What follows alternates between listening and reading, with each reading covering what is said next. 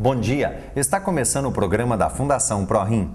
Na semana passada mostramos uma salada e um hambúrguer de soja, que são ricos em fibras e um excelente alimento. Bom, Giana, você como nutricionista da Fundação, a fibra realmente é muito importante como alimento. Como alimento, ela está sendo estudada com seus efeitos benéficos para tratamento de vários tipos de patologia, muito mais pela prevenção também. A fibra ela tem efeitos realmente muito bons, comprovados já cientificamente. No caso da prevenção, como que ela pode ajudar?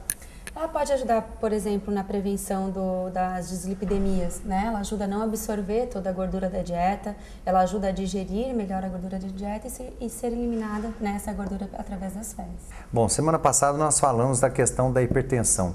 Além da hipertensão, como você falou, das dislipidemias, existem outras doenças também que a soja pode contribuir para a prevenção? A soja, as fibras em si, né, ajudam também na prevenção e no bom controle do diabetes. As fibras solúveis, principalmente, elas ajudam a não absorver todo o açúcar da dieta, então elas têm um melhor controle glicêmico.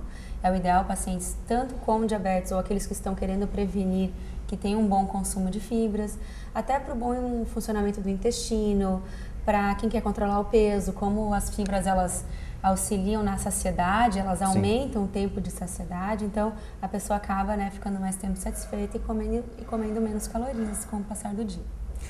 Qual que seria esse mecanismo de ação? Elas, no caso, como você comentou, ela dá uma sensação de saciedade. Por quê? Porque ela chega a inchar dentro do estômago. Ela aumenta o bolo fecal, ela atrasa o trânsito intestinal, ela aumenta o tempo de digestão, então acaba absorvendo melhor os nutrientes e atrasando esse tempo, tu fica satisfeito por mais tempo.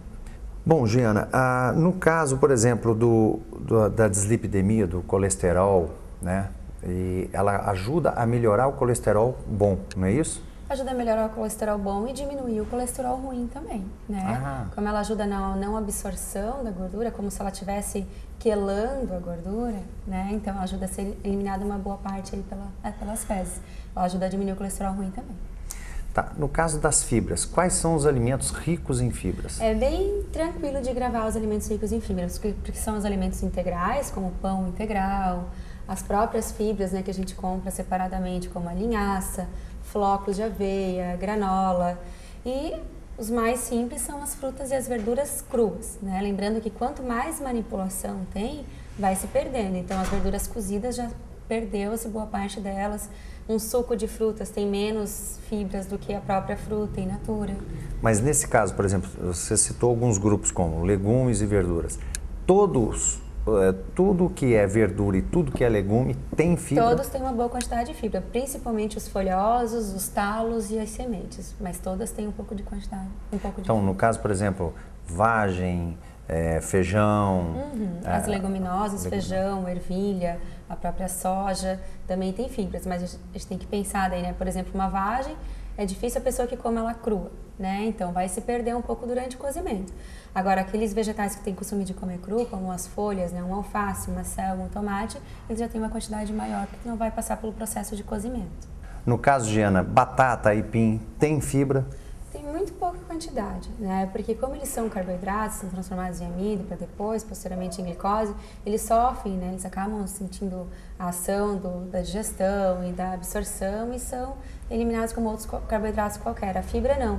As fibras dos produtos integrais, das frutas e das verduras, elas passam meio que intacta, Elas não sofrem esse processo de digestão e fermentação.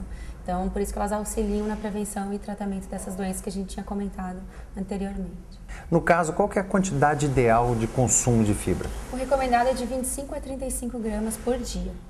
São poucas as pessoas que conseguem atingir essa quantidade recomendada, porque o consumo muitas vezes é de pão branco, de arroz branco, as pessoas já não têm mais aquele costume de comer fruta, comem 1 ou 2 por dia, enquanto o recomendado é 5. Então, o consumo e ingesta de fibras diariamente fica bem abaixo do recomendado, na maioria das pessoas. No caso, por exemplo, a fibra, a melhor hora do dia para se ingerir, tem alguma hora específica? Na verdade, para a gente atingir essa recomendação de 25 a 35 gramas por dia, a gente tem quase em todas as refeições tem que ter um pouco de fibra. Então, no café da manhã, ter um pão integral e uma fruta.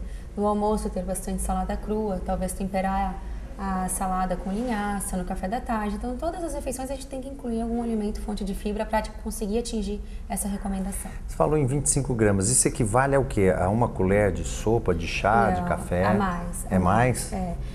Depende do produto que tu vai consumir, né? Então, dependendo da marca, o pão, ele pode variar de 1 grama, 3, 4 gramas. Uma barrinha de cereal também, ela varia de 0,5 a 4 gramas. Então, vai depender do rótulo e do que tu está consumindo. Até nas frutas, varia de uma para outra quantidade de fibras e também na quantidade que tu vai consumir. O ideal é fracionar, né? Porque o ideal é que a gente sempre faça pelo menos 4, 5 refeições por dia. Então, em cada uma delas, ter 3 a 5 gramas de fibra. Então, aí fica o recado, que o ideal é consumir as fibras ao longo do dia. E com o apoio do Alvin Palace Hotel, eu conversei com a nutricionista Giana Moraes sobre o consumo de fibras. Obrigado pela sua presença.